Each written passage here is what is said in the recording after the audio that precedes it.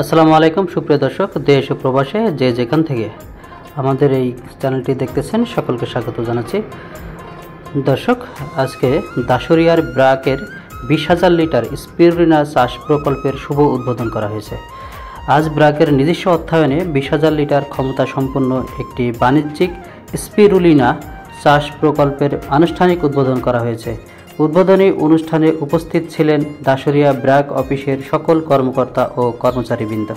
প্রকল্পটি বাস্তবায়নে সার্বিক সহযোগিতা করেছে দেলোয়ার এগ্রো ফার্ম। এই উদ্যোগের মাধ্যমে স্থানীয় পর্যায়ে পুষ্টি ও কর্মসংস্থানের নতুন সম্ভাবনা তৈরি হবে বলে আশাবাদ ব্যক্ত করেছেন সংশ্লিষ্টরা।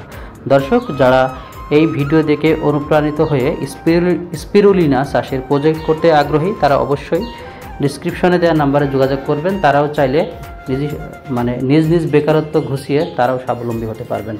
ধন্যবাদ সবাইকে, ভালো থাকবেন সবাই।